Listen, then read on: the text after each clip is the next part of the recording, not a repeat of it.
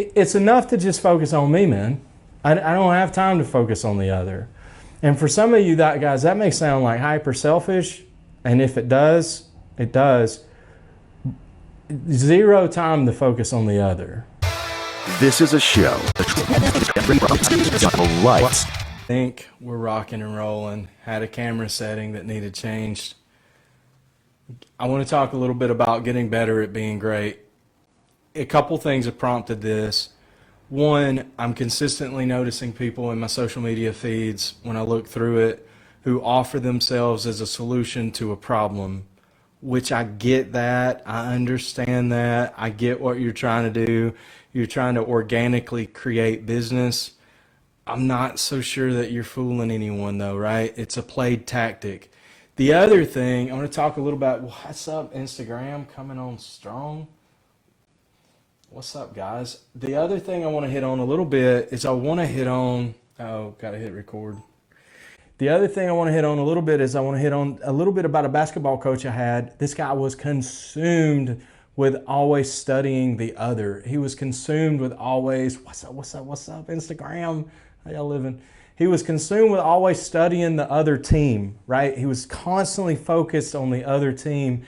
Drove me mad crazy because it's like, I don't want to focus on the other team. I want to focus on my game. I want to focus on my position. I want to focus on what it is that I'm to do, right? You guys know what I'm saying? Instagrammers, your sport, your thing, you do. So don't focus on the other. Number one, kids at home. Don't do you, right? Don't be Facebook, for the love of God. Adults, moms and dads, right? Don't be salty about somebody else's vacation or their new car or their new whatever, right? Just don't, right? Focus on you. We had a call this morning. With the dads, right? The dads call. Guys, I have zero bandwidth to focus on anyone else. It is honest to God. Alexis, my wife is on. Hey, baby, how are you? It is honest to God enough for me to focus on. Yes, I had some technical. Alexis just sent me a text. She said, "Are you just starting?" I said, "Yes," because I had some technical difficulties. I had to figure out how to get all this to work. But now that it's working, I'm going live. So I don't even know where the camera was. Uh-oh. I'm figuring this out. Dang it, where was the camera? Oh, it was there. Okay. It's enough to just focus on me, man. I don't have time to focus on the other. And for some of you guys, that may sound like hyper selfish. And if it does, it does. Zero time to focus on the other. Zero time to focus on how well someone else is doing in business, it's just zero time for that. So hyper focus on you. If you have time to focus on somebody else, I would say, Gabe, what's up, dog? If you have time to focus on Bass Fishing 28 in the house, if you have time to focus on the other, I would say you're not putting enough into you. Bottom line. If you have time to be salty about someone else's whatever, then if you have time to scroll through somebody else's stuff and get jealous, I would say you should probably use that time doing something else. I think this is Chris Holiday, what's up, dog? I think this is one of the things that I think social media is going to teach us this in the next 20, 30 years. And I think as we're starting to unpack this mental health thing, and as we're starting to understand the dopamine hits and all this kind of thing, guys, I think we're going to understand if you got time to focus on how somebody else is doing, then you're not putting in the reps. It's kind of like Holiday, you know what I'm talking about. It's kind of like Caleb, what's up, dog? The Pennsylvania connection in the house tonight. Holiday, you're going to understand what I'm saying here. If you're in the gym, right, and you're doing your reps or whatever, but you catch yourself watching another dude doing his workout, your mind's not where it's supposed to be. Your focus should be, man, 100% on what you're doing, making that mind, muscle, mental connection. I appreciate that, Holiday. The other thing I want to talk about is adding value by adding value. And this is what's driving me mad on LinkedIn. LinkedIn, you're driving me nuts. How do you remember so many people and where they're from? I don't know, Gabe. It's just because you're awesome. I don't know, man. It's just how we roll. If you're not like, here's the thing, LinkedIn, I don't know what LinkedIn's supposed to be. Is it Facebook for adults? Is it is it America's swap meet for day laborers? Like LinkedIn, I don't get it. I don't understand you, LinkedIn. And we're gonna post this video on LinkedIn because we're recording it with the Magic Handy Cam here. There it is on the desk. I don't understand it because if you have to post this thing to tell people how good you are at your thing. I've never enjoyed self-promotion. I've just never liked it at all. Matter of fact, hey Gabby.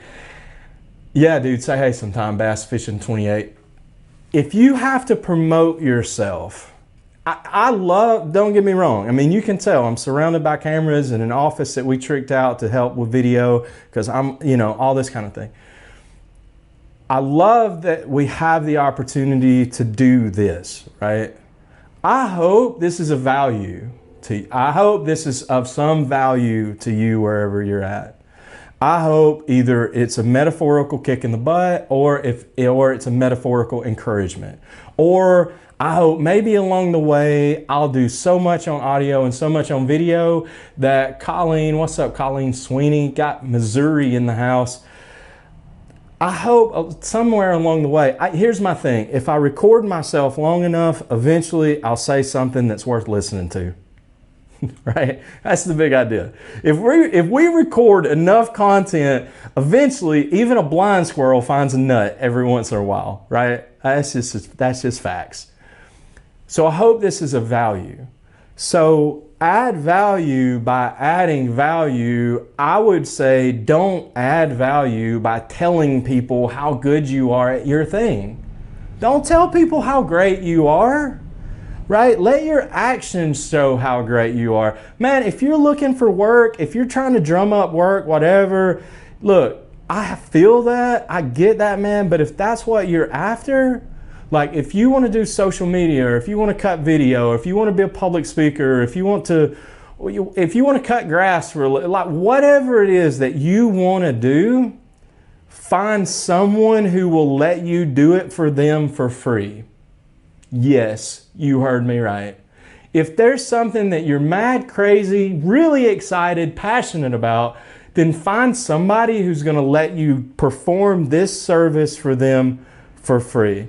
I get DMs all the time from people on Instagram, on LinkedIn.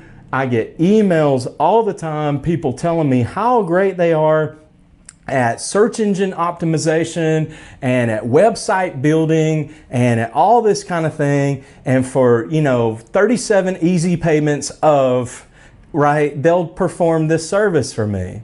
And sometimes I'll even respond and I'm like, man, that's awesome. I'm glad you're doing this. Give me an example of your work. And it's honest to God, crickets chirping. It's crickets chirping. They have no, or I'm like, hey, you want to do some social for me? Awesome. I'll tell you what, man, I'll give you access to some of our raw content, cut it up, do something with it. And if it's a good product, I'll pay you for the second time, right? I'll pay you for round two. Like you guys, you have got, this separates you in the workforce. LinkedIn, listen to me, please.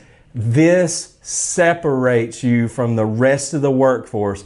If you're really as good as you think you are, you will never have to look for work. Work will look for you. There's even a proverb that says, show me a man who is skilled at his work and he or she will serve before kings. Before kings, man. If you're good at your work, like if you're really balling as hard as you think you are, you'll serve before kings. Are you kidding me? Just think about people who are working in who are studying like viruses and stuff like that. And now they're working with like the CDC or they're working with the World Health Organization. They are literally working before kings because they are so good at what they do. All right, next. falling in love with the work of the work. If it's weed eating, if it's hedging bushes, if it's like getting out there in the middle of the night. I used to do parking lots when I was in high school. I would put the asphalt on the parking lots. I would do the lines where the cars would park the cars. And then I would get up the next day and I would go cut grass and I would rinse and repeat. That's how I spent my summers when I was like in high school. I had this old beater, Smurf blue Ford Ranger. Holiday, if you're still on, you remember that ugly thing. Alexis, if you're still on, you remember that ugly thing because we would have to like push start it because the starter was out. So it was like a 4-speed little Ford Ranger, Danger Ranger is what we called it. And that's how we got the thing going. We would have to push start it. But I used this truck to make money. I used this truck to get, and you know what, guys? Here's the truth of it. You have to be in love with the work of doing the work.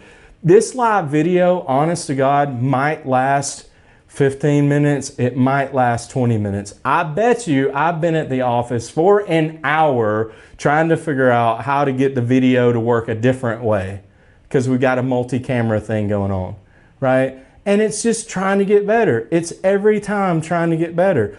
And look, there's even notes. There's even notes for what we're going to talk about, right? So I hope this is of some value to you. I hope that the content provided is like pretty good stuff. Last thing I want to talk about, and I want to say this before we transition. Mastery trumps passion every time. Get really good at what you want to do, right? Get really good at the nitty gritty. Get really good at the hard work of doing the work. Fourth thing, if you're really getting good, if you're actually getting better, others around you are going to get better. And if you're actually getting better, you will be in demand. Bottom line, if you're getting better, you will be in demand. I don't know how to say it enough.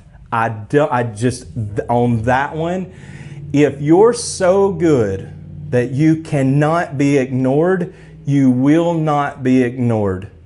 And some of us, my God, we miss it, man, because we spend hours and hours and hours and hours and hours scrolling through or playing something or whatever, just mind-numbing activity. And all the while, what excuses do we make as to why we're not getting any better? Man, you have to lean in to the hard work of doing the work. If you're a college student, you have to lean into the hard work of doing the work. There's just no other way to say it. If you're a husband and you're trying to get better at being a husband, if you're a father and you're trying to get better at being a father, my gosh, if your kids don't see that you're getting better, if your wife doesn't see that you're making a concerted effort at trying to be a better husband, if your kids don't get that you're trying to be a better dad, are you really trying at all? Are you really trying at all? One of the things that I run into often in the dads group, and I'm going to post this on the dads group, is guys will say, I'm afraid of outgrowing my wife. Man, that's not outgrowing your wife. That's arrogance. That's cockiness. You don't outgrow the people who are closest to you. You just don't do it. They grow with you. They grow with you. Bottom line, if you think you're outgrowing the people like your closest relationships, I would argue that you're probably not growing. You're probably just getting a fat head. And you probably need to take it down a few levels. You have to be, if I'm the smartest guy in the room, we got problems. We honest to God got problems. On a call today with 2 or 3 people with a few more degrees from Fahrenheit, I had to say, I'm green. I'm new at this. This is my first time around. I need to understand what you guys are trying to teach me. So please walk me through this so that I can get it. We have to take ourselves to that place where we can show up and be of service, serving with those around us. Does that help? Man, I gotta be real with you. I honest to God hope that those things help. So, big idea. This is about getting better at being great. Getting better at being great. Set yourself apart. Put in the work. Do the work. Do the work, man, of doing the work. Fall in love with the hard stuff. If you want to write code, or if you want to write like games or whatever, like if you want to be the next, like, dude, fall in love with learning that thing that sets you apart from everyone else in that niche. Does that make sense? I hope it does. Look, I'm for real. Thanks for your time. Thanks for tuning in. And until next time, we'll catch you later. Same bat channel. And I don't know if it's the same bat time. And by the way, don't eat bats too. All right, I'm out. See you guys. Thanks for listening to another episode of Life That Counts. Tune in next time for more insight with host John Williams.